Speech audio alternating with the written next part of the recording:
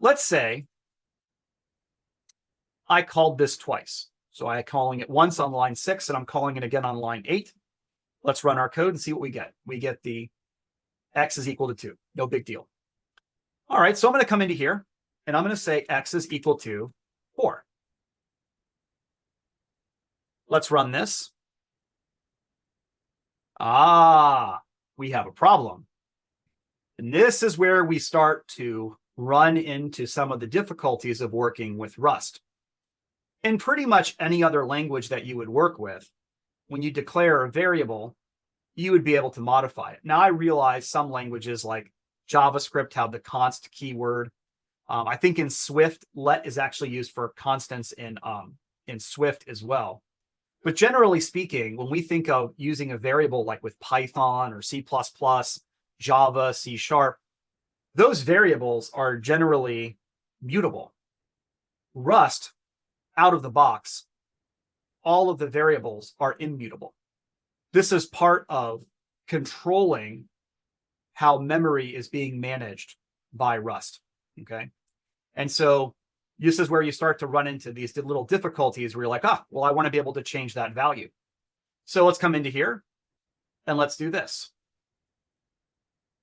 I'm going to come down to Copilot. We'll say, fix this. Okay. So it's going to introduce to me a new keyword called mute, which is going to allow this variable to be, well, mutable. So I'll go ahead and view the changes it's going to make. It's basically going to eliminate those 2 lines of code and then add in these 2 lines of code. I'll say accept, and let's see if our code works now. So we'll go ahead and say cargo run, and you can see now the value of x is equal to 4. So right there, we were able to use Copilot to teach ourselves a few basics about the language. And now we were able to use Copilot to fix a bug. Now, could we have gone to the documentation and kind of worked through some of this just by reading the docs? We could have, but we were actually able to stay in the editor and do our coding here without having to be pulled out to go search on the web for something.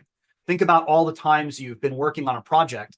You had to go look something up in the browser, and before you know it, you're getting distracted by a news website, social media, something like that. Here, we were able to work through all of our issues in the editor. Now, is Copilot a substitute for actually reading the documentation? Of course not. You are going to want to read the docs for Rust. You are going to want to read the Rust book. But for getting started and getting a little bit of code up and running, building a little bit of confidence, kind of enjoying the discovery process, the AI really helps a lot for that.